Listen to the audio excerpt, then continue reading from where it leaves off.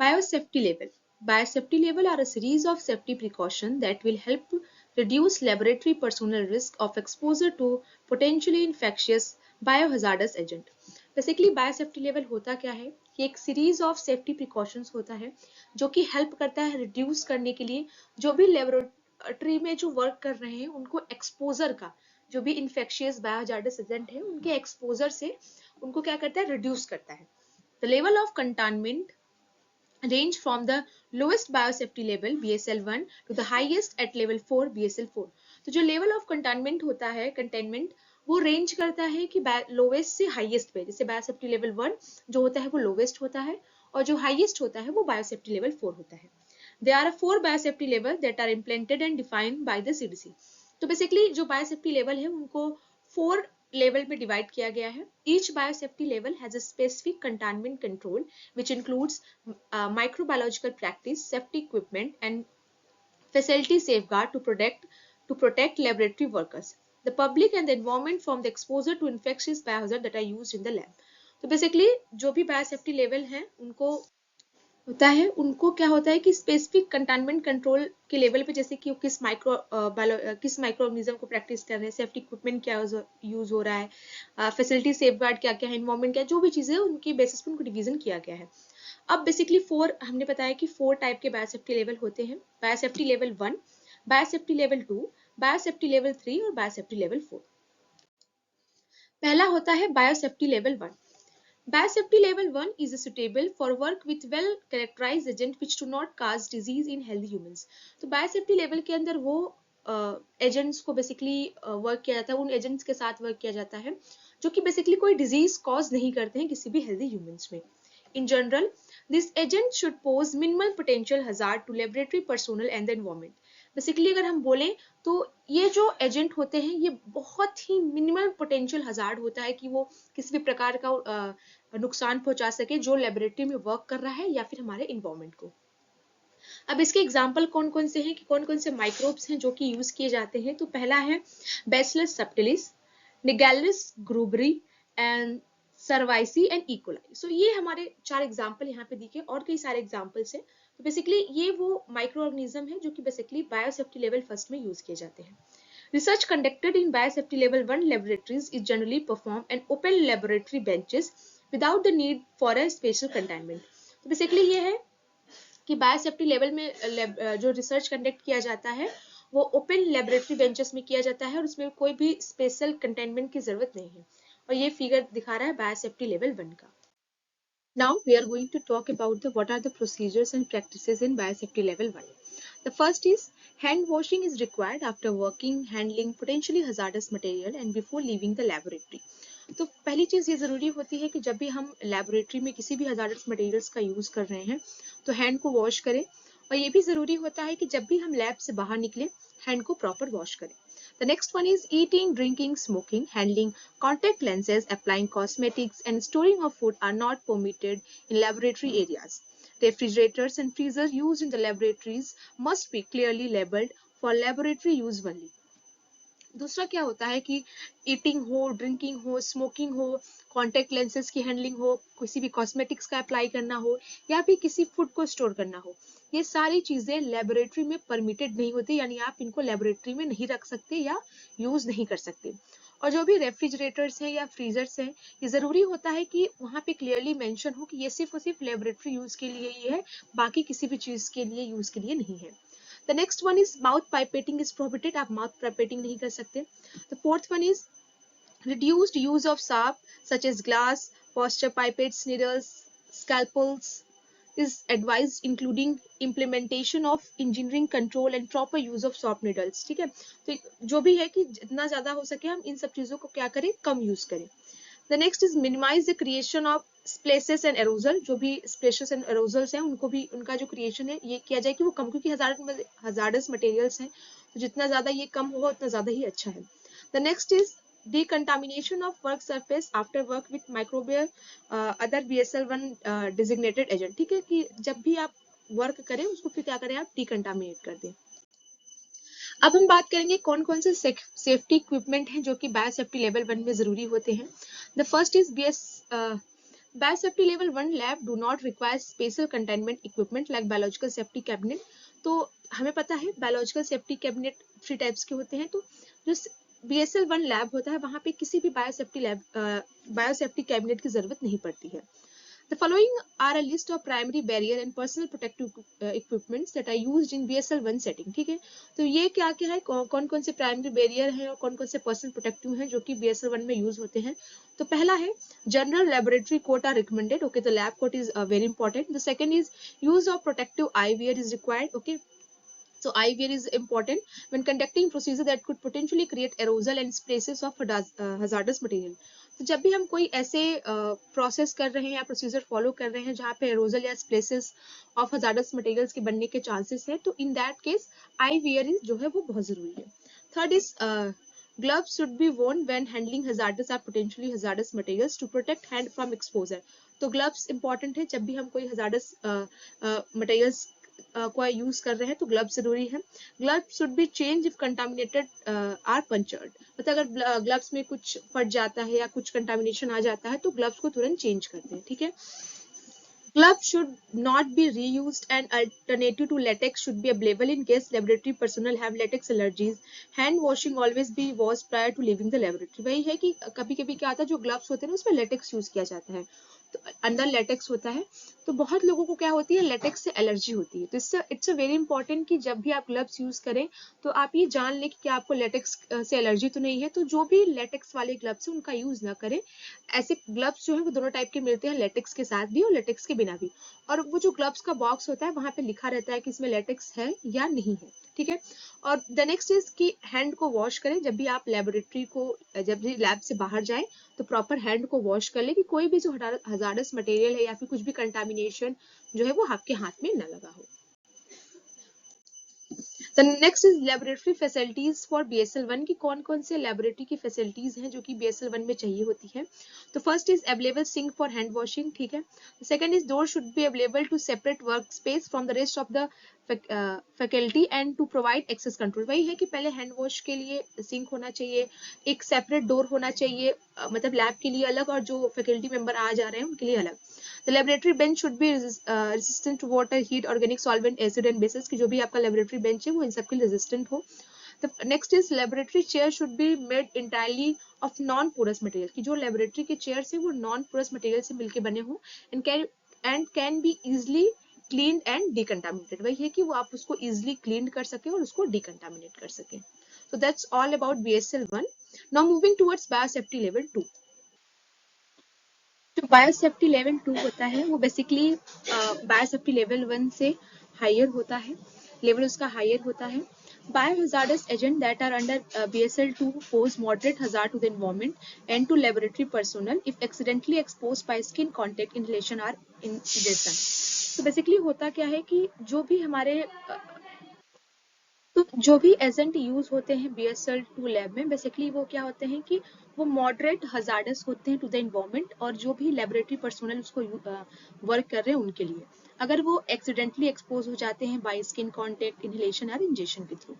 अब एग्जांपल कौन कौन से हैं BSL 2 हजार्डस एजेंट के, तो Staphylococcus aureus, Salmonella and human cell line. तो ये बेसिकली 3 जो एग्जांपल यहाँ पे दिया गया है.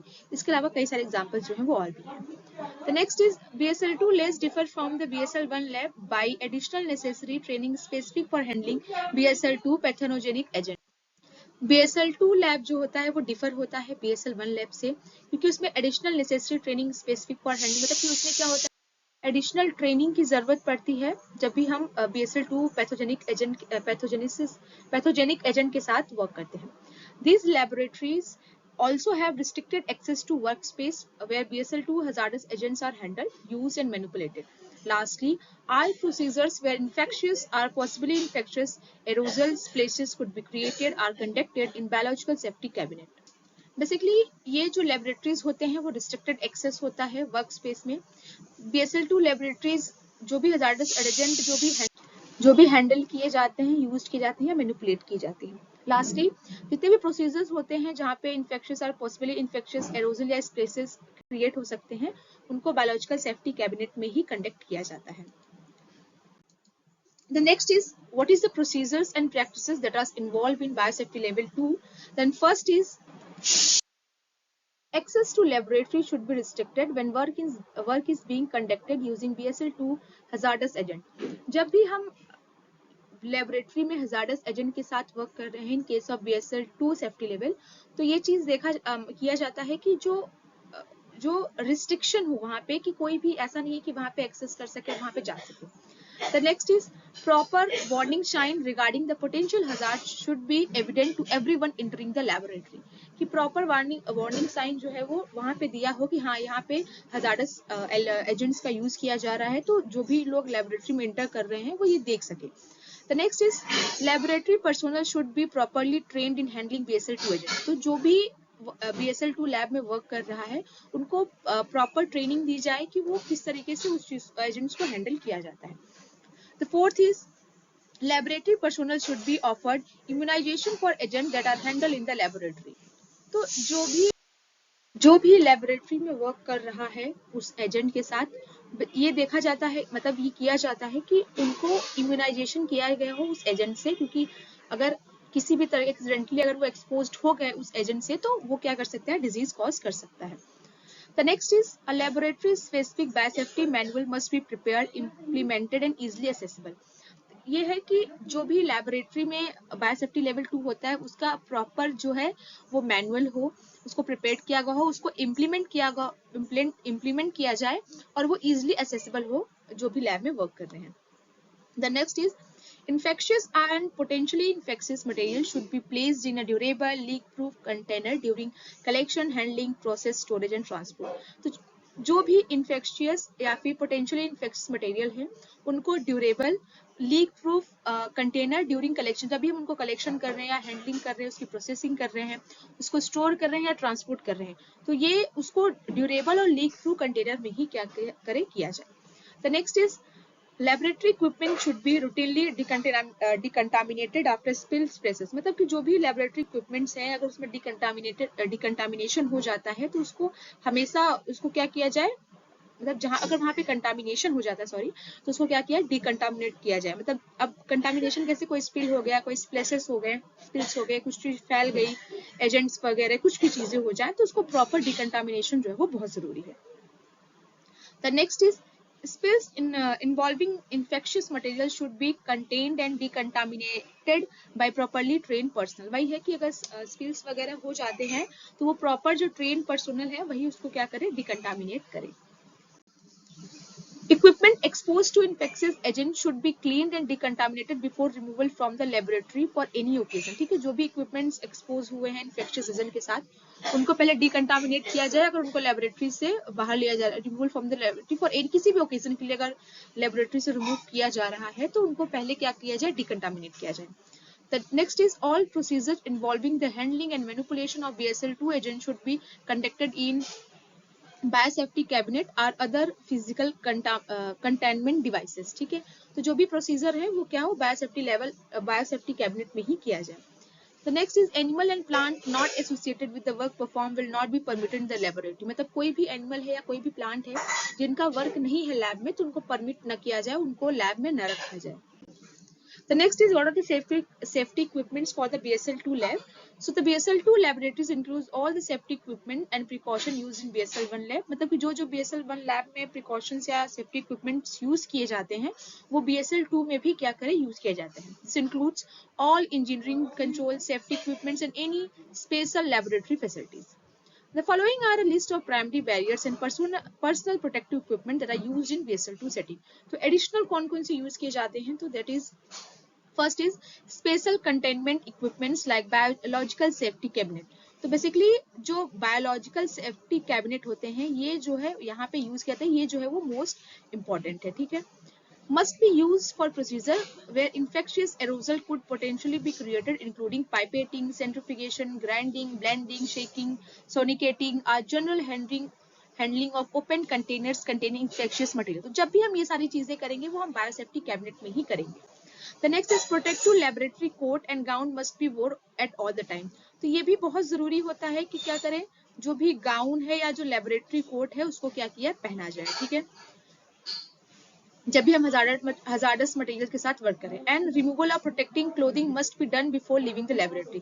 तो जब भी हम क्या कर रहे हैं कि लैब से बाहर निकल रहे हैं, तो ये जरूरी होता है कि लैब से जब भी बाहर ये कहा था प्रोटेक्टिव क्लोथिंग जो है उनको रिमूव किया जाए। द नेक्स्ट इज, अगर eye and face protection, goggles, face shield, mask, अगर इन सब की भी जरूरत है तो उनको भी क्या किया जाए, यूज किया जाए। ठीक है, should be used for any anticipated places, sprays and other possible risk exposure। मतलब कि अगर कोई भी रिस्क है कि इनका एक्सपोजर हो सकता है, तो फिर ये जरूरी होता है कि आप जो आई और फेस का क्या करें, प्रोटेक्शन जो है वो करें।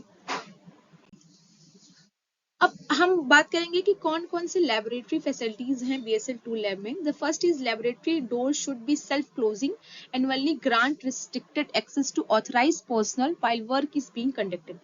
जब भी वहां पे वर्क कोई कंडक्ट किया जाए तो ये देखा जाए कि वहां पे रिस्ट्रिक्टेड एक्सेस हो, ऐसा नहीं हो कि कोई भी अनऑथराइज्ड पर्सन है तो वहां पे एंट्री कर सके। The next is, the design of this laboratory should be facilitate easy cleaning and डिकंटामिनेशन।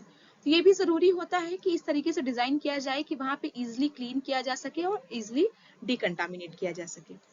The next is, absorbent floor covering like rugs and carpets are not permitted. मतलब कोई भी ऐसी चीज है जो कि एब्जॉर्बेंट की तरह वर्क कर रही है, तो ऐसे रग्स को या कारपेट्स को वहां पे परमिशन नहीं रहता, परमिटेड नहीं रहता है।